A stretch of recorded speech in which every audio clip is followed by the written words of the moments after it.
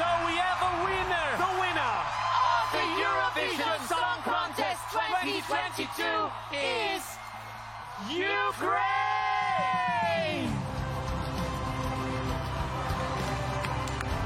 How fantastic!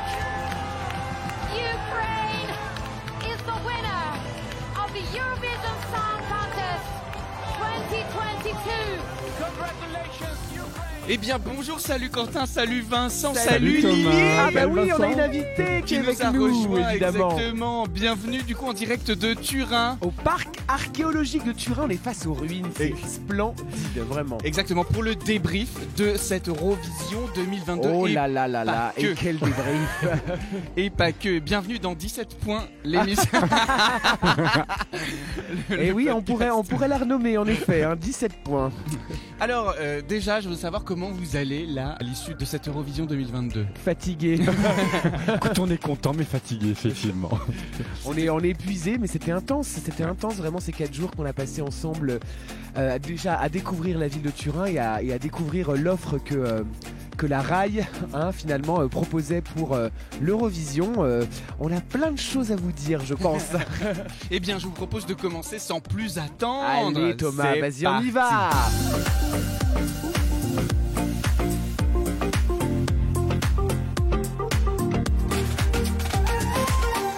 Alors, avant de s'attaquer au concours, aux chansons et à ce qu'on a pensé de l'émission hier, j'aimerais que l'on parle de l'Eurovision sur place, l'expérience qu'on a vécue sur place, parce que pour nous trois, c'est la première fois qu'on vit l'Eurovision in situ. Et oui, In situ. D'habitude, c'était le un canapé. déviergeage, comme on dit. Alors, ce qu'il faut savoir, c'est qu'une fois que vous êtes sur place, là où a lieu l'Eurovision, la ville est aux couleurs de l'Eurovision, exactement. C'est-à-dire qu'il y a des drapeaux partout. Ouais, puisque ce qu'il faut bien comprendre du coup à l'Eurovision, c'est qu'en fait, ce qu'on voit à la télé, ce que les gens téléspectateurs voient, quand on est sur place, la ville du coup réquisitionne des parcs, réquisitionne des grands écrans pour que les gens qui n'ont pas pu aller, notamment dans le stade, puissent regarder. On n'a pas pu payer, pardon oui, Quentin. c'est vrai, techniquement parlant, et du coup puissent regarder ça en grand écran avec des milliers de personnes sur des grandes pelouses. Et c'est ce qu'on a fait du coup nous aussi. Exactement. Donc l'Eurovillage, qu'est-ce que c'est? C'est l'équivalent d'un festival en fait. On a Oui. un immense Comme parc, les Solidays, ou exactement, plusieurs pelouses, dont un avec une scène et des écrans, et puis un autre avec juste un écran géant. Enfin bref,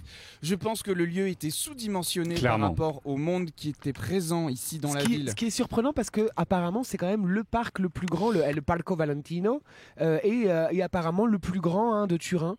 Donc, mais, et puis les centrales et tout, mais simplement ça, on en parlera un petit peu après, mais on a attendu extrêmement longtemps pour rentrer dans ce satané parc. tout à fait. Complètement gratuit Ouais. aussi. Ah bah oui. Et ce qui fait, je pense, aussi l'intérêt pour l'événement, puisque pour y rentrer, il faut passer par des contrôles de sécurité. Et là, hier soir de finale, ce qui n'était pas du tout le cas les jours précédents, mais hier soir de finale, un samedi soir, c'était l'enfer.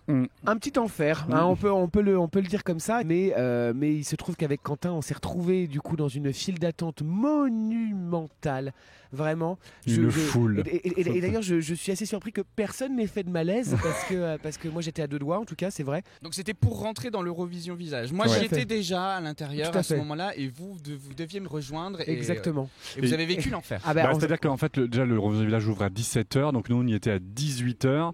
Et à 19h, en fait, ils ont fermé c'était complet, donc ils ont fermé les portes d'accès. Et en fait, moi, ce que j'ai trouvé assez hallucinant, c'est de me rendre compte que sous couvert il faut gérer la sécurité à l'intérieur du site, la sécurité à l'extérieur du site était complètement laissée, Débordée. Ouais. complètement débordée. C'est-à-dire que imaginez-vous des milliers de gens devant l'entrée de l'Eurovision Village qui ne pouvaient plus rentrer dans le bordel et qui se sont retrouvés démunis sur les routes au milieu de la grande voie 2x4 voies quand même de Turin.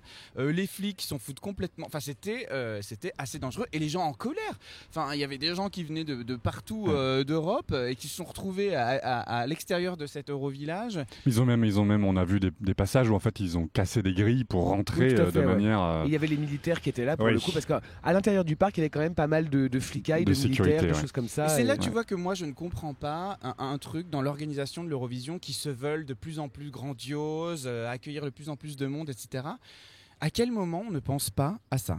Au boulot Non mais je veux dire, à quel moment qui organise cet Eurovillage, quitte à ce que l'entrée soit payante, tu vois, pour éviter les déceptions comme certains ont pu le vivre hier. Mais je pense que sous-dimensionner le parc comme c'était le cas hier ne sert pas la promotion du programme. Après, la question peut-être, c'est l'Italie dans le sens où ils sont pas extrêmement fans de l'Eurovision, l'Italie. C'est-à-dire, c'est pas un pays où ils regardent à 10-15 millions de personnes. Du coup, peut-être que la ville, en fait, a sous-dimensionné en se disant que les Italiens n'allaient pas être à fond dans le programme. Ils se sont dit, bon, on va mettre un petit parc pour 5000 personnes. Alors, pardon, excuse-moi, mais c'est-à-dire qu'en fait, fort des années précédentes, tu te rends bien compte comment ça se passe dans les autres pays et t'anticipes. En fait. Ouais, mais ils sont peut-être dit aussi Covid en mode on va faire plus petit parce qu'il y aura moins de gens, je sais pas. Non, en tout cas, pour tous ceux qui ont eu la chance d'y être, après c'était très sympa. On était devant l'écran géant, une bonne ambiance. Moi, écran géant, bah, voilà, j'aimerais revenir là-dessus. Bon, je suis pas Chauvin, Ingrid Chauvin, mais c'est-à-dire qu'il y a un moment donné, à la Villette, par exemple, le ciné en plein air au mois de juillet et août, bah, ça c'est un écran géant. Là, pardon, mais écran géant. C'est-à-dire qu'il était dimensionné par rapport à l'espace. Encore une fois, la pelouse était toute petite, bien plus petite que celle-ci par exemple. Que celle-ci que tu montres et que les auditeurs ne verront pas. Nous sommes un média de radio. Exactement. Et puis pareil, le son malheureusement pour quand même un concours de chansons. Ouais, alors là, vraiment, c'était très mal sonorisé. C'est vraiment dommage. Après voilà, nous on y était pour l'ambiance. On a pu voir plein de monde de pays différents. Voilà, c'est ce qu'on voulait vivre, c'était cette expérience-là. Et c'était tout aussi intéressant de le vivre après l'avoir vécu aussi dans la salle. Tout à fait, grâce à toi Thomas, merci. Bravo Thomas. Grâce à 12 points. Puisque nous avons eu la chance d'assister au jury show la veille. Et alors là, pareil, est-ce que je peux avoir votre avis sur cette expérience ? Comment on vit l'Eurovision de l'intérieur ? Alors, moi j'avais l'impression d'être à la finale, c'est-à-dire que c'était la même chose. On était déchaînés, on a crié, on s'est levé. Quentin il a vu le Père Noël, je crois en fait. Il y avait des feux d'artifice, des loupiottes, on était extrêmement bien placé et donc on avait presque la symétrie parfaite de la scène, donc j'étais heureux, vraiment heureux. Alors après c'est vrai que je n'avais jamais fait l'Eurovision dans la salle et se rendre compte de ça, bon c'est une machinerie incroyable, vraiment incroyable, un show incroyable, mais c'est un show qui se regarde à la télé. Et vraiment, on s'en rend compte quand on est dans la salle. Ouais. Parce qu'en fait, tout est calibré pour la télé finalement. Tous les mouvements de caméra, tous les plans, toutes les choses comme ça. Alors évidemment qu'on profite du spectacle, évidemment que c'est un concert, évidemment que c'est chouette. Mais il faut le voir à la télé. Il faut le voir à la télé. C'est pour la télé. Et c'est génial. Génial. Alors moi pour ma part quand on arrive dans ce lieu, ce qui me surprend c'est la hauteur sous plafond. Déjà, non mais en fait je trouve que c'est gigantesque quand on arrive dans cette arena, ne serait-ce que dans l'entrée, avec tout le monde qui s'affaire, les gens qui s'installent, ça hurle, on voit les drapeaux qui sont secoués, enfin vraiment il y a une effervescence et la scène quand même était magnifique. Magique. La scène était magnifique. Superbe. Un beau travail et le soleil même si voilà ça a quand même pêché, on va pas se mentir à la télé cette histoire de soleil oui, le noir. soleil en fait oui il faut dire aux auditeurs, c'est-à-dire que ceux qui ne suivent pas non plus l'Eurovision assidûment, il devait y avoir une sorte de soleil qui tourne sur un axe etc machin, mais les moteurs des fontaines étaient tellement puissants que finalement le moteur du soleil ne tournait pas, enfin bref ils ont abandonné cette idée de soleil et finalement ça s'est ressenti dans certaines mises en scène. Oui c'est ça. Mais visuellement, en tout cas, de la salle, du point de vue de lequel on était, parce qu'on était quand même tout en face, c'était magnifique à voir. Beau, ouais. C'était magnifique à voir. Ouais. Et puis les petits guilis dans le ventre au Tédéum d'ouverture, on va pas se mentir. Et cette ouverture, enfin, Laura Pausini va ressortir un album ou comment ça se passe en fait c'était Elle a fabuleux. fait le show, hein. Elle a Fabuleux, vraiment hein, fait le show. Et puis Arturo Brachetti, parce que regardez bien, elle change de tenue toutes les 20 secondes.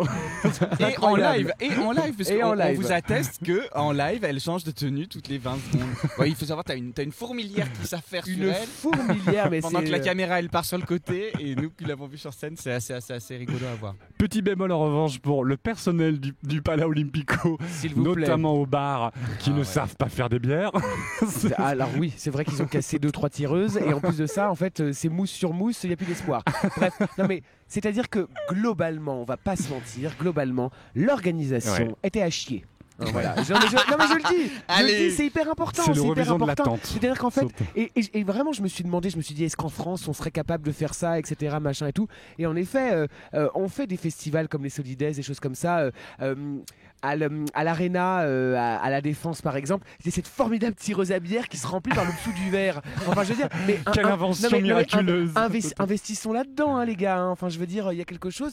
Là c'est vrai que des queues interminables. À l'Eurovision Village, ne nous mentons pas, 5 guitounes de bouffe, Ouais. c'est Ouais. tout pour le peuple qu'il y avait. Ouais. Vraiment, tu fais des queues pendant des heures pour acheter un pauvre Oui, panini. Des heures, vraiment pendant des heures. Qui est au demeurant délicieux, bon, hein, ouais. voilà. Mais c'est pas possible, c'est pas possible. Ouais, comme tu disais Thomas, en fait, on a l'impression que tout était sous-dimensionné.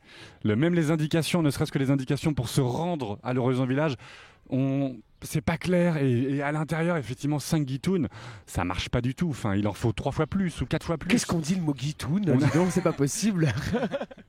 J'aime bien le mot guitoune. J'ai l'impression que c'est le mot du séjour.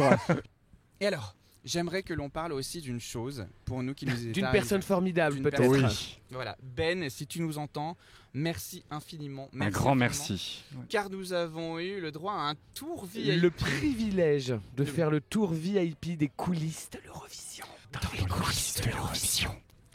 Et ce Les coulisses. privilège incroyable de voir tout l'envers du décor. Tout l'envers du décor. Et je sais à quel point ça passionne Quentin. Ouais, en fait, c'est là où on se rend compte qu'une telle émission, ça nécessite des moyens techniques, technologiques. Il y a des camions dans tous les sens, des générateurs électriques. C'est une ville, enfin c'est une fourmilière de centaines de personnes qui travaillent pendant des mois pour installer des moniteurs, des télévisions partout, des liaisons satellites. Enfin, Des espaces, des loges pour les pays, des C'est espaces énorme. presse, du gathering. Enfin, c'est gigantesque. c'est- Vraiment, là, on peut faire la comparaison. Les Jeux Olympiques de la chanson, c'est vraiment. Il y a des milliers de personnes qui travaillent dans cette organisation. La superficie est gigantesque. On met 10 minutes à passer de la salle des presses aux coulisses techniques, etc. C'était vraiment super intéressant. Encore merci, Benjamin. Encore merci Benjamin et on espère te retrouver au micro de 12 points pour Pour nous parler de partager tout ça. Ouais, pour tout à parler de fait. tout ça parce que honnêtement, mais comprendre comment la diffusion fonctionne, quels sont les aléas auxquels ils peuvent faire face et comment ils les préviennent. Enfin, c'est tout aussi passionnant que l'analyse des chansons parce que ce show est unique en son genre et on espère vraiment vous le partager cette approche dans 12 points. Vraiment, c'est ce qu'on souhaite. Alors pour clore peut-être le sujet de l'organisation de la ville, l'Eurovillage, etc., je pense aussi que l'Eurovision, typiquement, a été victime de son succès et pour deux raisons. La première, on va pas se mentir, c'est que c'est l'un des grands events internationaux gratuits pour les gens qui a lieu après Covid. Donc forcément, il se passe quelque chose, les gens ont envie de le vivre et on est les premiers à en faire l'expérience, clairement. Et la deuxième, c'est que je pense que l'organisation a été dépassée par le monde qui s'intéresse au concours. Mais ça, je suis pas d'accord. Je suis pas d'accord. Tu vois comment ça se passe dans les autres pays, tu réagis en fait. Pardon, au boulot. Non mais moi j'ai pas vécu comment ça s'est passé dans les autres pays. Mais je te rassure, moi non plus. Est-ce Hein. que c'était plus grand? Est-ce que Mais c'était en fait, plus petit? Je sais pas. j'imagine, pas, typiquement, enfin, on revient dessus, mais j'imagine que la Suède est bien mieux organisée. Ouais. Ouais. Enfin, vraiment, si on s'arrête 5 minutes. Et puis je pense que voilà, il y a eu plein de désorganisations. On le sait sur place, l'histoire de cette scène qui tombe en panne. Les réalisateurs, les les caméramans qui après. Clairement, ce que tu disais de manière très juste, ne serait-ce que l'indication dans la ville, quand tu montes dans un taxi, ils savent pas forcément où tu as besoin d'aller. Alors que, les gars, en fait, est-ce que la mairie vous a tenu au courant de ce qui Un se passait? foutoir pour prendre le tram également. Enfin, Oui. voilà. Ouais. Non, c'est vrai que c'est pas les Jeux Olympiques, et même si on voudrait que ça en ait la prétention, et du coup, il y a pas d'organisation. Mais pour moi, c'est aussi important que les Jeux Olympiques. C'est pour ça. Et c'est parce que nous, on le vit de l'intérieur et je pense que l'organisation souhaite que ça ait cette aura-là d'un point de vue événementiel. Il faut que, à mon avis, dans le cahier des charges de l'organisation de l'Eurovision, il faut que les villes soient beaucoup plus impliquées dans le truc que malheureusement on a pu vivre en termes d'expérience aujourd'hui à Turin. Et si on développe un peu ça, on peut du coup se poser vraiment la question, comme on avait déjà mentionné ça sur d'autres épisodes, est-ce que des plus petits pays, voire des très petits pays, peuvent organiser un tel concours qui nécessite une logistique, un défi organisationnel aussi important. On peut vraiment se poser la question si l'Italie, avec Turin, une grosse ville, a du mal vraiment à organiser. On se dit qu'une plus petite ville ou un plus petit pays, ça risque d'être encore plus chaotique. Moi, je suis pas certain parce qu'en fait, la question c'est pas comment tu l'organises, c'est où tu l'organises. En fait, tu vois, même là, le fait de le faire dans un parc, même si peut-être d'un point de vue logistique, c'était plus pratique pour eux, et encore j'en doute. Non, en fait, il faut que l'Eurovillage soit sur un hippodrome, soit sur un stade de foot. Enfin, tu vois. Enfin, s'il pleut, comment on fait? Oui, non, mais je veux On dire. a de la chance d'être en Italie et à Turin et qu'il n'y ait pas eu d'orage aussi. Hein. C'est vrai, mais il faut prévoir de l'espace. En fait, tout simplement, il faut prévoir de l'espace. Enfin, on peut que vous encourager, chacun et chacune qui nous écoutez, à vivre cette expérience parce que c'est évident. C'est quand même extraordinaire à vivre. C'est extraordinaire à vivre. Et puis les fêtes dans les Euroclubs à la fin, on va pas se mentir. Nous, on a pu voir René là sur scène, Macalo. C'était génial. Tout le monde danse sur les titres de l'Eurovision en boîte de nuit. C'est juste extraordinaire à vivre. Et à l'Eurovision Village, cette scène où on a eu la chance de voir Lauryn qui chantait Euphoria, Conchita Wurst qui chantait Rise Like a Phoenix, Duncan Lawrence aussi, enfin vraiment des anciens du concours qui reviennent, ça fait toujours plaisir quoi, vraiment. Et gratuitement, enfin encore une fois, vous êtes fan de l'Eurovision, le programme vous plaît, enfin c'est juste du bonheur à vivre, c'est du bonheur à vivre. En tout cas, nous on était euphoriques et on espère qu'on pourra peut-être le revivre une nouvelle fois. Et si on passait maintenant à la critique du concours en lui-même? Je t'en supplie Thomas, je brûle d'impatience. Allez, c'est parti.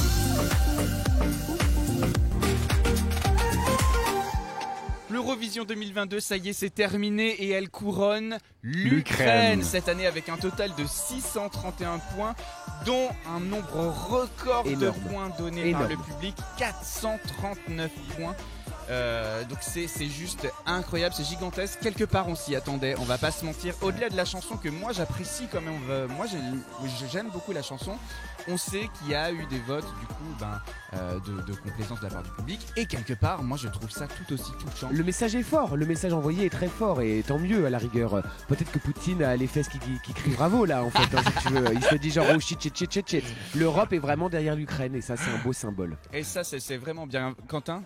C'est un vrai plébiscite. On pouvait effectivement, comme tu disais, on pouvait clairement s'y attendre que par compassion ou empathie, les gens se disent je vote pour l'Ukraine sans forcément adorer la chanson, mais en mode c'est important que l'Ukraine soit là et de soutenir ce pays. Donc je pense qu'il y a eu effectivement une partie du vote qui explique cet énorme score du public. Et du coup, je donne aussi la parole aujourd'hui à Lily dans ce débrief qui nous a accompagnés tout ce séjour. Salut à toi. Bonjour 12 points, je suis très contente d'être là, merci.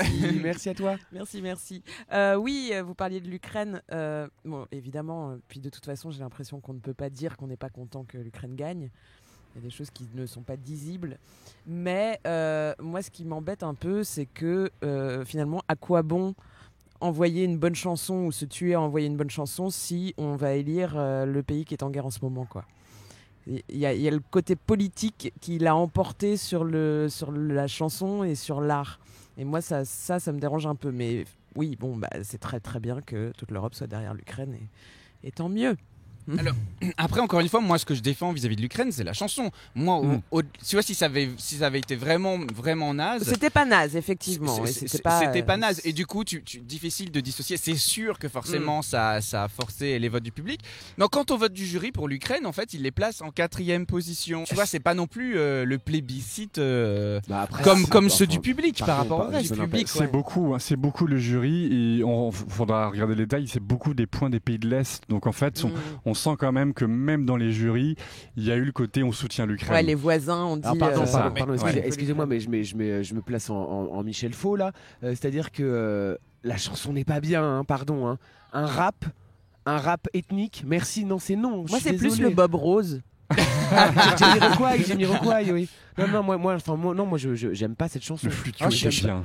Mais le flutio était pas en direct, calmons-nous encore une fois. Non, moi j'aime pas. Non, je te trouve alors sévère. après je suis touché par ce groupe de gars qui certainement vont repartir à la guerre lundi et ça me bouleverse vraiment, mais la chanson est pas bien.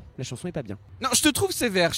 Moi, j'ai beaucoup aimé la chanson, tu sais pourquoi? Parce qu'elle avait un leitmotiv qui revenait, qui reste en tête, et en plus, je trouve que le mec, quand il chante dans la voix, il y a de l'émotion, tu vois. vois, il transmet quelque chose.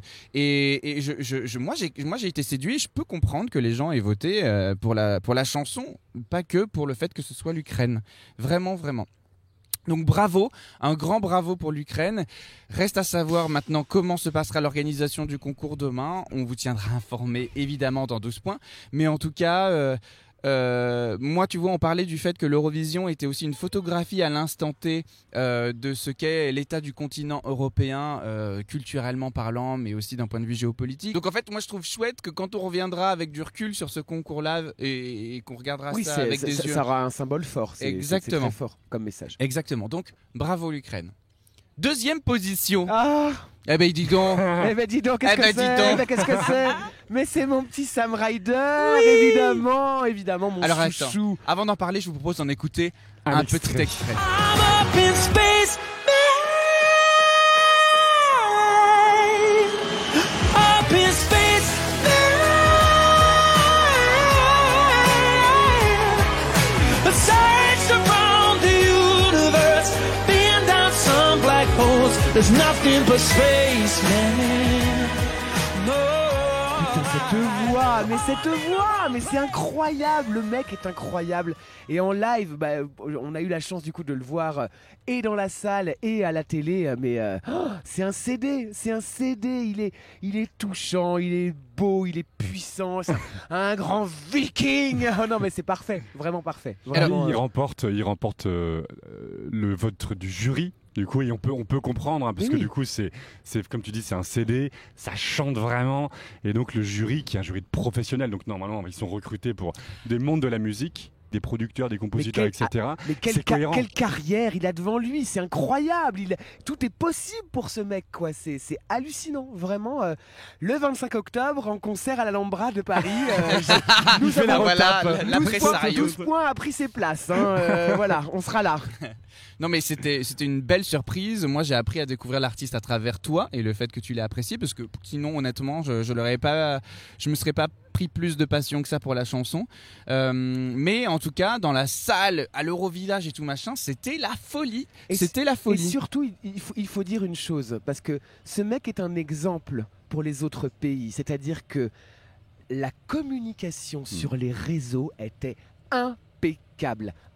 Le mec, il vient des réseaux de toute façon, il a été découvert grâce à Instagram pendant le confinement parce qu'il faisait des reprises de chansons avec sa voix incroyable. Donc le mec vient des réseaux sociaux et donc la communication à travers les réseaux sociaux pour le concours et pour voter, il expliquait à ses followers, le mec a 12 millions de followers, il leur expliquait comment voter en fait à travers l'application, à travers le numéro de téléphone. Le mec il est prêt, il faut prendre exemple sur ce mec parce qu'en fait chaque candidat devrait faire ça, c'est ce qu'on doit faire. Et après, au-delà des réseaux sociaux, c'est un mec qui a du talent, tout simplement. Et en fait, encore une fois, on revient sur les mêmes messages qu'on glane dans ce podcast depuis le début. Pour être bien positionné à l'Eurovision, il faut y aller avec de l'authenticité, avec du talent. Et du travail. Non mais vraiment. Justement, là, effectivement, la BBC, souvenez-vous, hein, si vous suivez fidèles auditeurs, les résultats précédents du Royaume-Uni qui étaient catastrophiques. Hein, vraiment, ils ont enchaîné des dernières places avant-dernières depuis des années.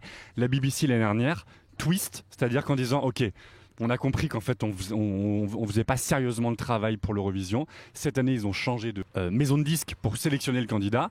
Et a priori, ça marche. Et surtout, merci Elodie Gossuin pour les 12 points pour le UK. Voilà.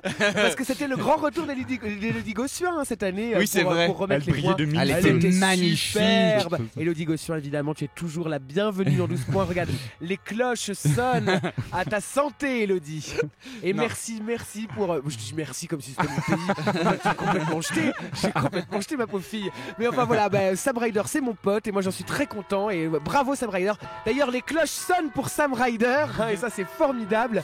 Et d'ailleurs, j'ai passé du coup un temps appréciable sur cette pelouse avec Joseph, qui était pilote de ligne et anglais, qui était à fond d'ailleurs pour Sam Ryder. D'ailleurs, si tu nous écoutes, hein, Joseph, je te file mon 06, y a pas de souci. Et donc on passe à la 3e position avec l'Espagne et là puis on laisse la parole à Thomas hein, puisque préparez-vous à 15 minutes.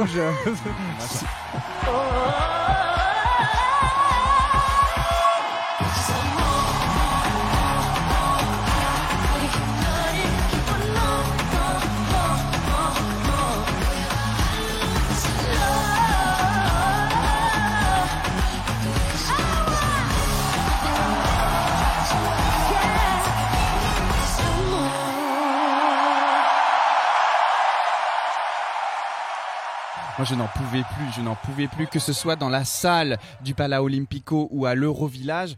Excusez-moi les garçons, mais qui a mis le plus d'ambiance? Ah, c'était le feu, c'était le C'était- fuego. Même toi, Vincent, t'étais complètement subjugué. Ah, faut pas, non, bah, Subjugué. bon, non, mais j'avoue que la nana sait tout faire. La Non. nana sait tout faire. Et bon, elle est vulgaire, certes. Non. Ronella est vulgaire. Ronella est Mais il y vulgaire. a différents niveaux de vulgarité, tu sais, Thomas. Enfin, 50 Shades. Enfin, Fifty Shades of Vulgarity. Mais je suis Non, je désolé. suis pas enfin, d'accord. après, je sais pas si on peut dire ça à la radio. Elle a un cul incroyable hein, quand même. Hein, c'est vrai. Mais c'est vulgaire. C'est vulgaire. Moi, je l'ai trouvée fabuleuse. Enfin, tu vois, c'est l'artiste pop dans toute sa splendeur. C'est ce qu'on attend en fait d'une prestation pop. Il faut que ça chante, il faut que ça danse, il faut que ça envoie le feu, les paillettes. Il faut qu'il y ait de l'intention, il faut qu'il y ait de l'incarnation. Et en fait, la meuf, elle est avait prête. tout. La meuf est Elle prête. avait tout. Et la chanson, elle envoyait quand même, elle envoyait du lourd. Et puis alors, ce qu'il faut dire aussi, c'est que les Espagnols sont archi fans de l'Eurovision. Ouais. Et alors, ici dans la ville, je pense qu'il devait y avoir 70% d'Espagnols. Et du coup, forcément, quand Chanel arrive sur scène, C'était la l'Espagne, folie. après son score merdique de l'année dernière aussi, c'est une remontada Et extraordinaire. c'est pareil que pour le UK, c'est-à-dire que ça Ouais. fait quelques années que l'Espagne a des scores de merde en fait. Hein. Et là, ils ont repris, du coup, là, le télédiffuseur a repris en main en disant bon, on refait une émission de sélection. Ils sont allés chercher des artistes, des nouveaux artistes. Et bah, ça marche, comme quoi. Alors au niveau des scores, l'Espagne finit 3e avec 459 points, mais elle est également 3e du télévote et 3e du jury. Donc elle est vraiment plébiscitée par tout le monde. Ce qui est très surprenant pour le jury. Oui. Hein, quand même. Non, Mais je sais pas, pourquoi Quentin, parce que c'est vulgaire. Bah, en fait, on pouvait C'est s'attendre le que le show. jury, on pourrait s'attendre que le jury vote pour des choses, on va dire, où ça chante davantage que le show. Ouais, mais honnêtement, au-delà de la tenue et de la danse, c'était toute une scénographie qui était incroyable. Mais oui, Tout bien était sûr, calibré. c'est vrai. Il y avait des feux d'artifice, le soleil se transformait en éventail au moment où elle ouvrait elle-même un éventail. Enfin, non, franchement, ils ont su jouer. T'as vu de- beaucoup plus de choses que moi, hein, quand Ils même. ont hein. su jouer de la Je suis scénographie passé à côté de plein de manière détails, tout de même. extraordinaire. Non, honnêtement, bravo l'Espagne. Et moi, je ne leur souhaite que d'une seule chose, c'est qu'ils puissent peut-être l'organiser, parce que vu l'ambiance qu'ils mettaient à la fois, encore une fois, dans l'Eurovillage que comme dans la scène, mais une Eurovision en direct de l'Espagne, ça doit être incroyable à Ça vivre, va être le feu, incroyable On à sera vivre. sûr qu'il fera beau. 4e position maintenant, la Suède.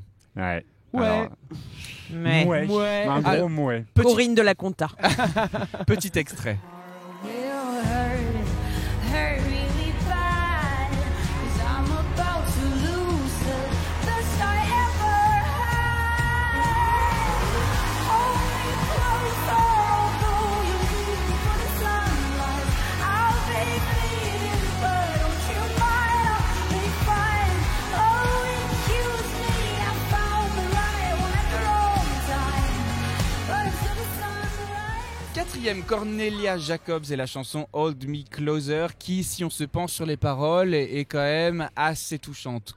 Moi, c'est une chanson qui m'a fait vibrer. Oui, à l'écoute. oui, c'est pour les soirs de déprime, hein, évidemment. Hein, tiens-moi fort dans tes bras au moins cette nuit, même si tu t'en vas demain, parce qu'en fait, on parle clairement d'une rupture. Mais la question qui brûle les lèvres de tout le monde, c'est pourquoi ce rond vert? Mais pourquoi? Why? Est-ce qu'on peut faire des détournements du coup, utiliser ça comme un fond vert et lui mettre plein de trucs derrière elle? Sans doute, moi je l'ai trouvé très épuré. Justement, pour le coup, tu vois, tu disais oui, concentrons-nous sur le chant plutôt que sur le show. Ben là, clairement, il faut se concentrer sur le chant. Et elle a une voix quand même qui remplit sa mission sur cette chanson Sur cette d'émotion. chanson. Bah Sur oui, cette voilà. chanson. Mais c'est ce qu'on lui demande, en 3 minutes de séduire. 3 Et minutes puis- pour convaincre. Et puis c'est la Suède, donc ça marche toujours. Les jurys soutiennent très régulièrement la Suède. C'est Alors- vraiment. Alors la Suède, ça marche toujours. Oui, elle était hypée de ouf parmi tous les bookmakers, et l'ambiance générale des fans la mettait on top dans de nombreux classements.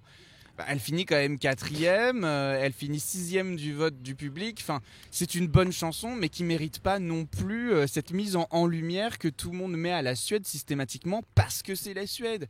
Non, je pense que voilà, il faut remettre un peu l'arbre au milieu de la forêt, même s'ils ont une industrie musicale populaire qui est très prononcée et très présente en France et dans le monde. La Suède, Bon, je pense qu'il faut savoir prendre du recul aussi sur leur participation à l'Eurovision, quoi. Mais moi, justement, je me dis, quand on voit quelle machine c'est la Suède, ils envoient elle. Genre, vous aviez pas mieux. Moi, c'est un peu ce qui me dérange. Alors s'ils avaient mieux, hein, il y avait John Ludwig. Après c'est une chanson en deux, mais c'était bien. C'était bien.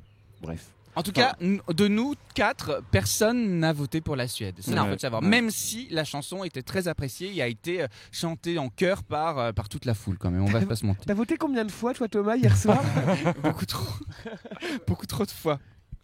Alors, on passe maintenant à la 5e position. 5e position, mais clairement méritée, de la Serbie avec Constracta, Incorpore Sano. Biti zdrava, biti zdrava, biti zdrava. Biti zdrava, biti zdrava, biti zdrava. Može, može, može.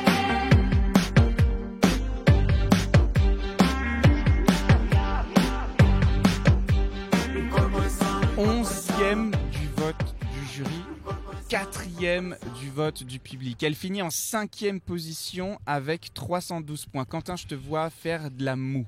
En fait, moi j'aime beaucoup cette chanson, hein, vraiment le gimmick en plus du refrain et tout rentre vraiment en tête. Mais en fait, je suis très surpris, je m'attendais à un résultat inverse entre jury et public. J'aurais pensé que le public ne comprenne pas, n'accroche pas vraiment à la chanson son côté bizarrerie. Et au contraire que le jury, lui, adore, qui soutienne une prestation vraiment atypique, mais qui a des prétentions artistiques de qualité. Et au final, c'est l'inverse. Et donc, je suis surpris. Mais moi, j'aime beaucoup cette chanson. Hein. Je trouve que la 5e place est tout à fait méritée. Vincent. Non, très surprenant en effet. Je me lève. Très surprenant en effet. Moi, cette chanson, elle me passe un peu au-dessus en vrai. Moi, la dame me fait peur un peu. Alors c'est vrai, mais du coup, tu vois, ça c'est toute une atmosphère autour de C'est cette vrai, chanson. c'est vrai, C'est-à-dire que ouais. c'est pas juste la chanson. Là, en fait, on a été questionné par la proposition dans son ensemble, le show, le message. Oui, parce que l'intelligence du coup de cette mise en scène, c'est d'avoir traduit certaines paroles en anglais quand Oui. même, pour savoir de quoi on parle. Et donc du coup, en fait, je trouve que en effet, le fait enfin, la propreté extérieure, alors qu'en fait, mentalement, t'es pas safe finalement quelque part, oui, c'est un beau message. Voilà, ça questionne, ça interroge. Et puis le succès de l'idée des claps dans la chanson qui fait que nécessairement dans l'assistance c'est la folie. Tout le monde était en train d'applaudir, tout le monde était en train de hurler Biti zdrava. Enfin, c'est quelque chose qui marque. Encore une fois, c'est une chanson en serbe. Moi, j'ai chanté en serbe. C'est juste extraordinaire. Rien que ça, rien que pour T'as ça. baragouiné en serbe. Arrêtons. Oui, mais en fait, je suis content d'avoir réussi à baragouiner en serbe.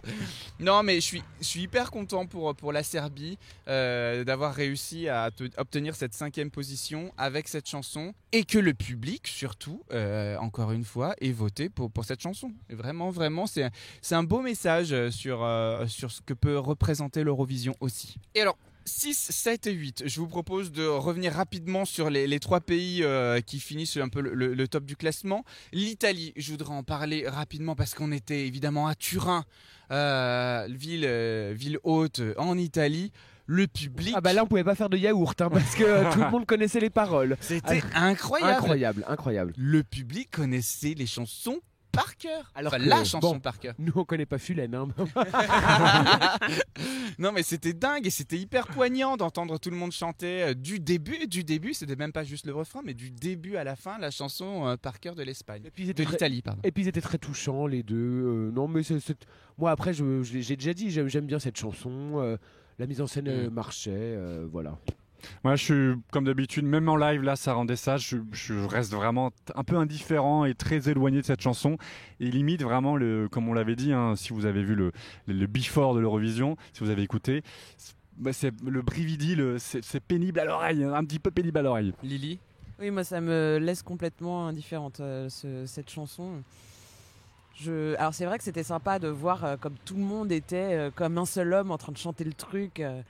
Mais ça m'a pas foutu les tribidis du tout. les brividi. Les brividi. Ah, moi, voilà. Ce mot-là. C'est ton niveau d'italien. En tout cas, il y a aussi une chose que j'ai particulièrement appréciée. Marmoud. Alors non, pas du tout, parce que j'aime pas... Cet homme n'a pas souri depuis 1996, non? C'est ça, j'aime pas son visage, il paraît fatigué constamment, c'est assez pénible à regarder. Ah, c'est la nonchalance, moi j'aime. Mais non, mais je me suis souvenu de la hype qu'on a eue au junior à chaque fois que la France avait obtenu 12 points. Là, dès que l'Italie obtenait 12 points, c'était une folie, mais une folie. Rien que pour ça, ça valait le coup d'être là. C'est comme si vraiment il gagnait la Coupe du Monde. On a l'impression que tout le monde se levait. C'est moi le coco, vous avez eu 12 points. C'était génial. La Moldavie, 7ème position. Oh là là. C'est un gros nom. Non, c'est un Ça gros m'a nom. donné envie de me défenestrer. Mais en fait, c'est fou parce que pour nous 4, c'est un gros nom. Enfin, Ouais. Lily, je ne sais pas si pour toi c'est un Ah, gros c'est nom. un gros si, nom, je- et je confirme. Mais le monde autour de nous. Ouais. Tout le monde adore. Hein. Mais qu'est-ce qui se passe avec Alors- la Moldavie? Alors après, il faut savoir que la Moldavie est arrivée au Ouais. moment du programme où on sortait d'un ventre mou, d'un tunnel de chansons chiantes, et que là, ça a réveillé tout le monde. Alors, Oui, mais pas que, parce que pendant l'émission, je posais les questions sur Twitter. Par exemple, Margot Savary nous a dit sur Twitter, perso, j'adore, point d'exclamation. C'est la prestation que j'ai regardée le plus de fois sur YouTube cette semaine. C'est fun, festif, folklorique, ça donne la pêche, ça donne envie de danser. Ils ont le smile. Oui, effectivement, ça arrive après le ventre mou de l'émission, mais excusez-moi, c'est du Patrick Sébastien, et moi, je n'y arrive pas. On retombe dans les travers de l'Eurovision ringarde. Je trouve que c'est vraiment... Dans le côté chanson décalée dynamique, la Norvège, que j'apprécie pas spécifiquement, mais c'est travaillé. Il y a un truc où du coup ça bouge, c'est populaire au sens de... ils ont des costumes et tout, ça bouge. Là, c'est ringard. C'est une blague. C'est une blague. Après, bon, je suis néophyte, mais j'ai l'impression que la Moldavie est un peu coutumière du fait d'envoyer des ringards. Il faut savoir que ce groupe a participé déjà plusieurs fois à l'Eurovision, donc ils sont accoutumés du fait. Mais en tout cas, ce qui est curieux, c'est vraiment moi, et même tout, tu vois, ma famille m'envoyait des messages en me disant bah, Thomas, je comprends pas pourquoi t'aimes pas, c'est génial et tout machin. Enfin, globalement, je ne comprends pas pourquoi je passe à côté. On est passé à côté du truc, clairement. Hein. Alors que c'est tout à fait le genre de produit qui pourrait me plaire, tu vois. On n'a pas eu le mémo. Donc n'hésitez pas à nous dire pourquoi vous aimez la Moldavie sur nos réseaux, sur Instagram ou sur Twitter. C'est toujours intéressant un peu de confronter nos avis. Et enfin, j'aimerais qu'on parle peut-être rapidement de la Grèce, du Portugal et de la Norvège, rapidement comme ça. La Grèce, mise en scène magnifique. Superbe, Moi, voix j'adore. superbe, Ouais. très touchante, très bien. Moi, j'ai voté pour ça. C'était vraiment très très beau, j'adore. Le Portugal, Superbe proposition, très touchante également, très belle voix. Et- Je vais dire la même pour tous en fait. Oui, mais on l'avait un peu oublié à la Oui, fin. C'est vrai. c'est t'as vrai. Elles raison. sont passées assez tôt et à la fin, quand on se dit bon alors c'était quoi, enfin qu'est-ce que j'ai aimé, le Portugal m'est complètement sorti de la tête. alors, mais néanmoins, tu vois ce que j'ai trouvé très touchant, c'est que tout le monde a fredonné Soda AD Oui. quand le Portugal est venu, que ce soit dans la salle au Palau Olimpico que à l'Eurovision Village. Il y a quelque chose dans cette rengaine qui reste en tête, qui est très entraînant, qui est très touchant aussi. C'est vrai. Je trouve que le Portugal a fait une belle proposition finalement cette année, là où moi au début j'étais un peu moins inquiet à leur cause. Tout à fait. Et donc pour ça, bravo à elle. On va pas se taper, je suis désolé, le débrief des 40 chansons. Est-ce qu'il y a d'autres... Ne sois pas désolé Thomas, hein, tu sais tout va bien. Hein. Est-ce qu'avant qu'on passe du coup au bilan de la France, il y a des propositions qu'on n'aurait pas évoquées, dont vous voudriez parler? Oh bah la petite Madeleine de Proust avec Jezebel. Enfin, c'est- Jezebel. Tout le monde hurlait, hein, cela dit, hein, quand même. Hein, voilà. Un bisou à Flo qui était fan. De Rasmus, voilà, petite Madeleine de Proust. Et on s'est déchaîné sur Jezebel, on va pas Oui, se c'est mentir. vrai. Oui, votre préféré, l'Australie peut-être rapidement. Ouais, très déçu de l'Australie qui s'est fait laminer par le Laminer. télévote, genre 2 ou 5 points. J'avoue que j'ai eu les frissons, j'ai eu les brividis Oui. à l'Australien et j'ai voté alors pour l'Australie. Et du coup, je suis déçu pour lui. Je trouve ça juste un peu triste. Beau score de l'Azerbaïdjan. Très belle voix. Très très belle voix. Ouais, ça se reprend. L'Azerbaïdjan, du coup, finit lui 16e du concours. Mais malheureusement, tu vois, il a pas su emporter au son que Sam Ryder, par exemple, alors qu'on était Ah non. peut-être sur le même registre. Non. Ah, d'accord. Eh bien, écoutez, maintenant, il est temps, je pense, d'aborder Oh la vache. les choses sérieuses. Le dossier. Le dossier des 17 points. 17 points dans 12 points, c'est maintenant.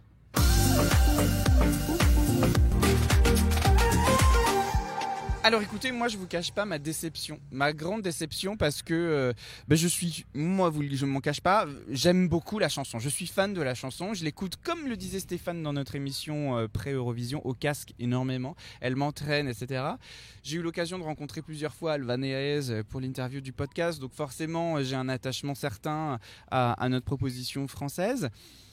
Maintenant, quelle déculottée! C'est la Bérésina, hein. Oh C'est la vraiment vache. la Bérésina. C'est dur de vivre ça. Alors, donc on finit avant-dernier, hein, la France on finit avant-dernier. Ça n'était pas arrivé depuis Lise Angel et N'oubliez pas. Bah là on risque pas de l'oublier. Hein. Oui, c'est sûr que moi je ne comprends pas, même l'Irlande ne nous a pas donné de points, alors que du coup on met en avant quand même un propos celtique, des visuels qui s'inscrivent là-dedans. Moi je ne comprends pas qu'on ait eu si peu de points. Je ne comprends pas qu'on ait eu si peu de points. Attends Thomas, la proposition était audacieuse, hein, on va pas se mentir, on va pas se cacher, c'était risqué quand même comme proposition. Bon bah on a pris le risque, on a perdu, point barre en fait si tu veux, c'est tout quoi. Après, encore une fois, la réalisation était à chier, mais à chier, putain, un mauvais Baz Luhrmann quoi, vraiment. Non, je peux pas, enfin c'est pas possible, t'avais envie de gerber quoi, c'est pas possible. Lily, tu voulais dire quelque chose? Oui, je voulais dire, à l'Eurovillage, ce qui est aussi sympa, c'est qu'on croise des gens de tous les pays. Et j'ai vu des Irlandais hier et je leur ai demandé s'ils aimaient notre chanson. Ils ont dit, mais pas du tout. Et je me suis dit, bon, ok, d'accord. Et il y en a un qui me fait, mais do you speak breton? Et non, nous ne comprenons pas ce que raconte Bamo Safoulen. Oui, mais encore une fois, moi je pense que c'est pas un problème, tu vois, de pas comprendre. Je comprends pas ce que dit la Serbe, tu vois, et pourtant je m'enjaille Oui, mais elle racontait quelque chose parce qu'elle interprétait. Exactement. Eux, ils interprétaient rien.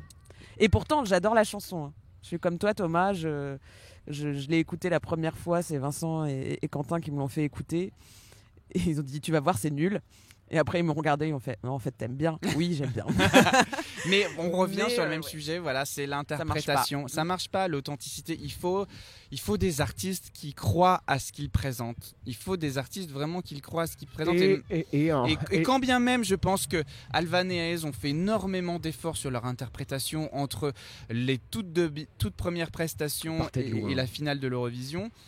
Bah, à côté d'un Sam Ryder, à côté d'une Chanel, à côté d'une Constracta, forcément ça prend pas. Et un plan de com.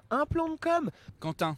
Ouais, non, moi j'ai jamais vraiment été fan de la chanson et on est passé tôt aussi dans l'ordre de passage, donc en fait ça a été oublié par le public. Et c'est un plébiscite négatif des deux, jury et public. On finit avant-dernier du jury, on a frôlé le 0 point.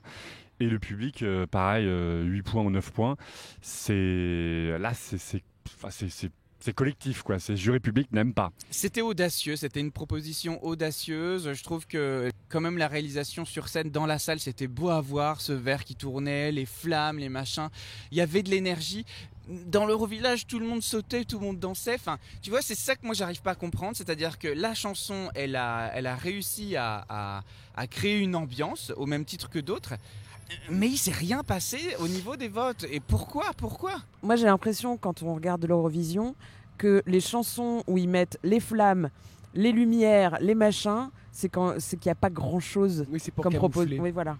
Mais non, regarde Chanel. Ça pétait dans tous les sens. C'est vrai. Ça pétait dans tous les sens. Ça tu vois, moi, je l'ai même pas vraiment vu, ça. Parce que on la voyait tellement qu'elle de partout. Ouais, t'as sans doute raison. Ouais. Et puis je crois que dans Fulen, en fait, c'est aussi ce qui manque, et on le voit avec toutes les chansons qui cartonnent, c'est qu'il faut un gimmick. Il faut une note musicale, ou il faut une phrase, ou il faut un mot, Brividi pour l'Italie, ou quelque chose où même si on comprend rien, on sait dire 3 mots, on se souvient d'une micro-enchaînement de notes ou autre. Et là, même moi, je ne saurais pas te refaire en 3 secondes le Fulen, un truc, ils disent 2 fois Fulen dans la chanson et en fait on l'oublie, ça ne marque pas l'esprit.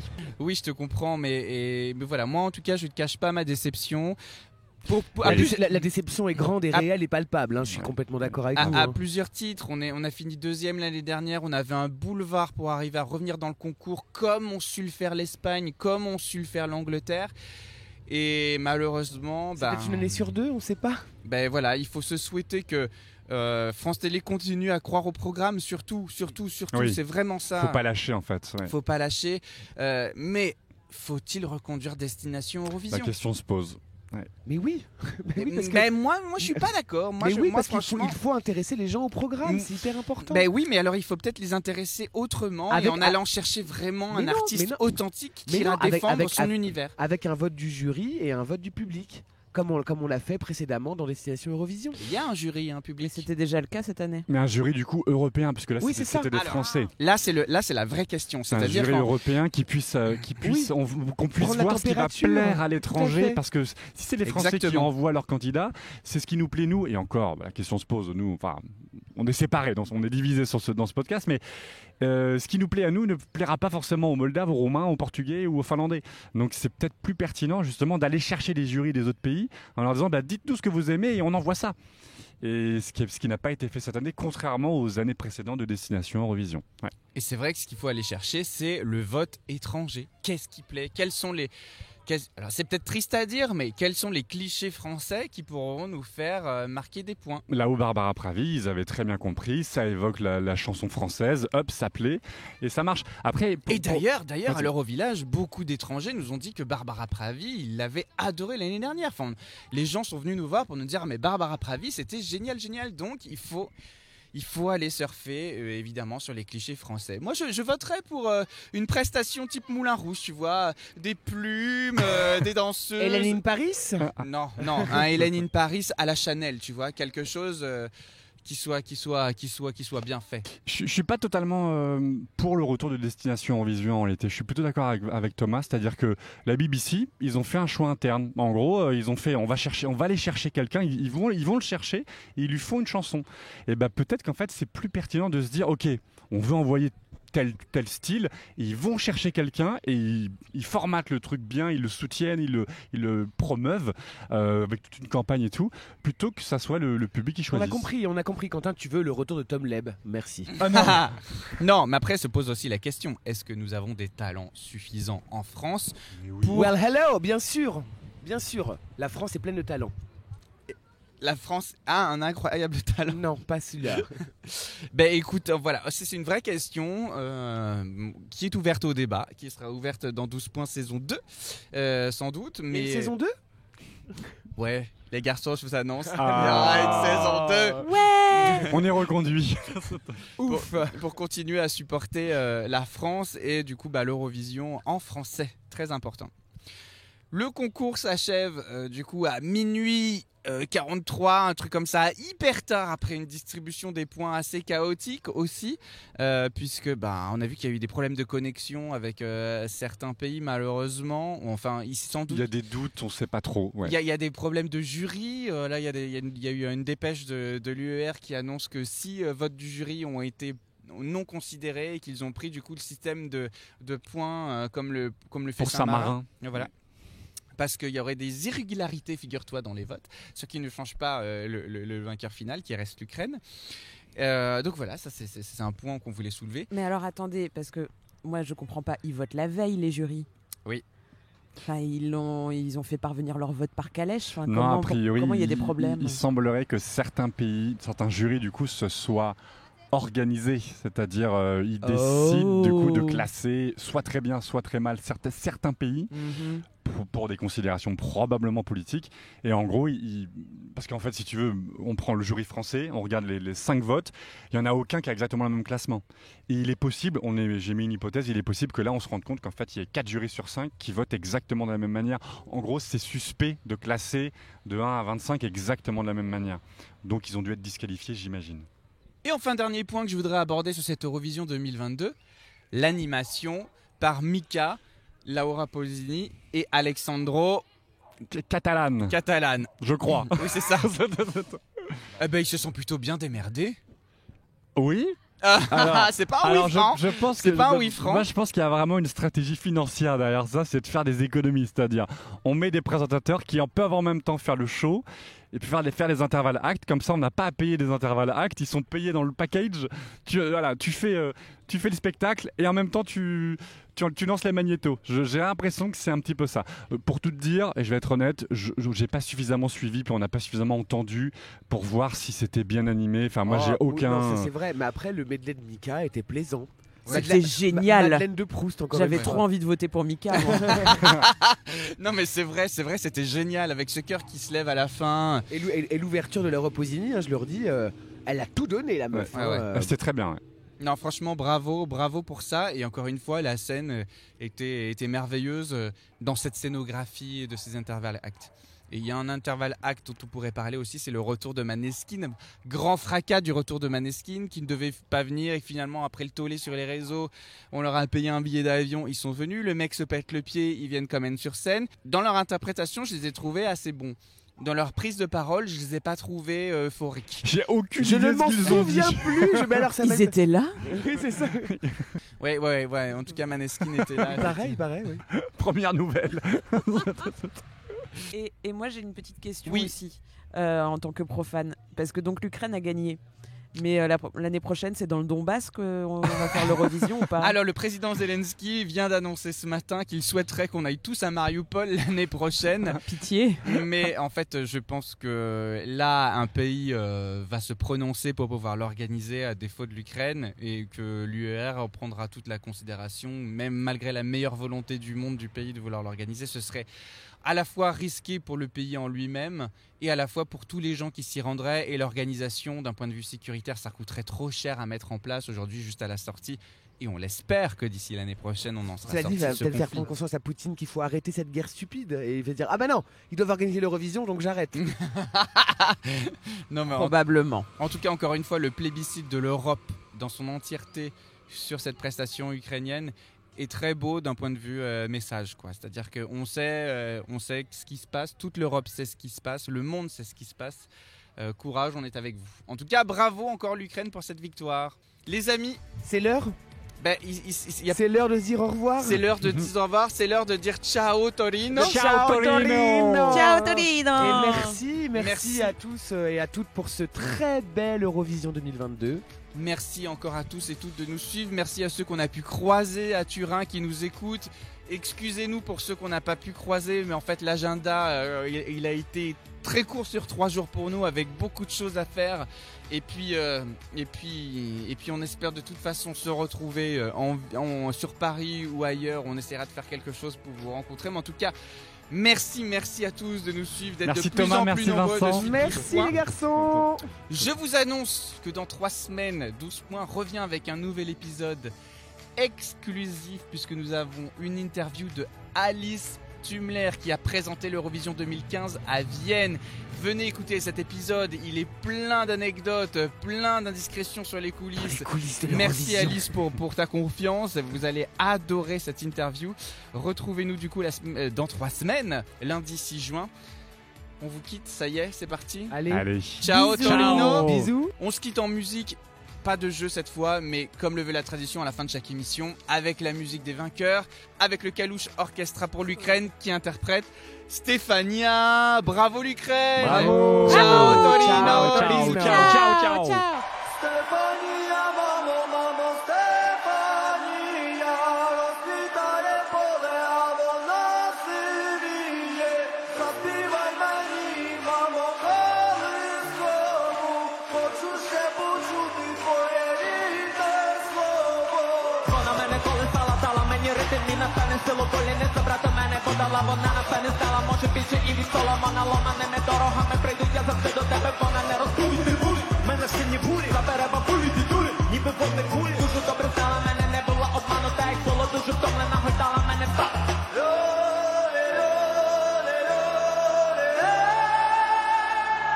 Stefania, mamo, Stefania, rozkwitanie pole, a wolna Syrię. Zaśpiewaj meni, mamo, kołyskowu, poczuć się poczuty twoje rідне слово.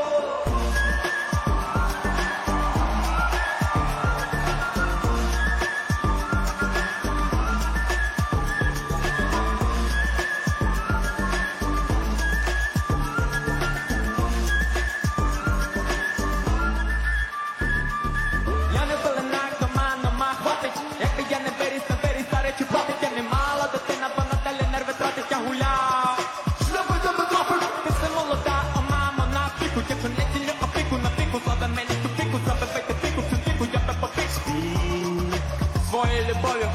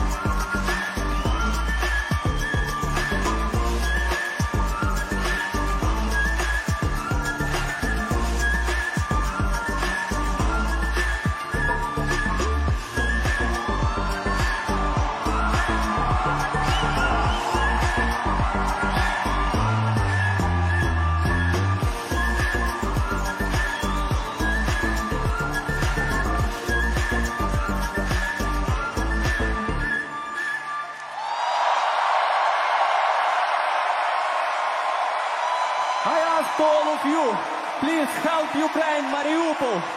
Help Azovstal right now!